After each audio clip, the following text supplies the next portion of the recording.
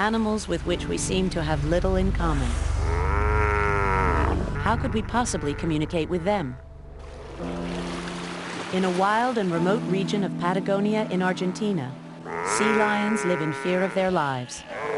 This is their breeding ground, but it's also the site of one of the most violent and unusual attacks in nature.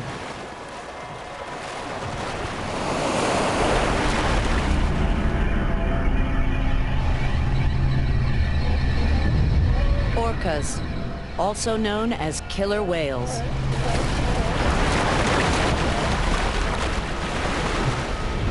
At up to 5 tons, they are the largest member of the dolphin family.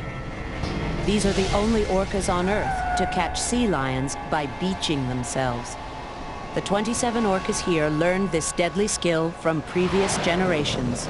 Their survival depends on communication. Roberto Bubas has been watching the orcas attack for 12 years. But incredibly, he's also seen another side to these fearsome predators. In the last 12 years, I have been more with these orcas than with people. And they became a kind of family to me here. The orcas seem to feel the same way about him. Roberto had been watching the orcas from a distance for over a year when something fascinating began to happen. Day by day, they came closer and closer. Eventually, Roberto was brave enough to get into the water. They were splashing the water with the flukes and spy hopping in front of me. And I understood. I thought maybe they want to play with me. So I went into the water with them to play. And it was like a party. They started to come together to push to each other and start to scream, to make sounds. And I was able to touch them.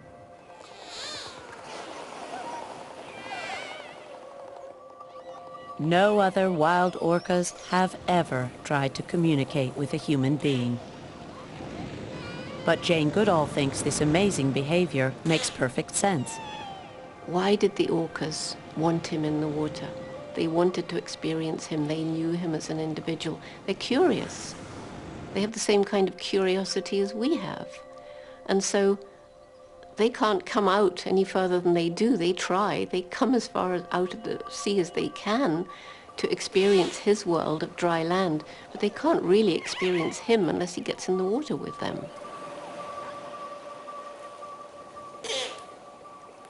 Why on earth the orcas don't attack people when they attack seals is another kind of mystery, but it has to be something to do with this communication between dolphin and human, which we simply don't understand.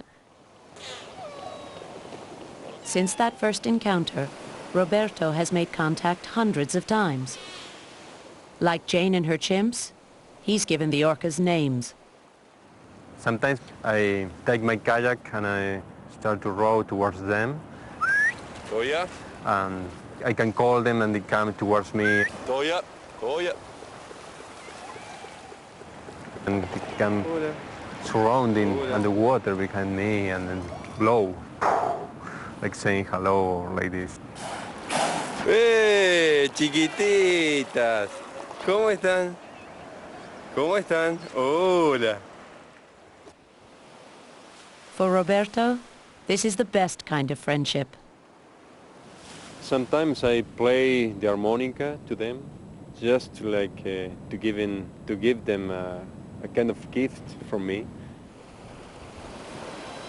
It is like in humans, when you get a friend, it takes time to make the bond strong.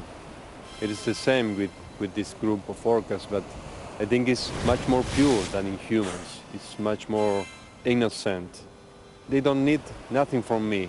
I don't need nothing from them. It's just a very pure affection bond.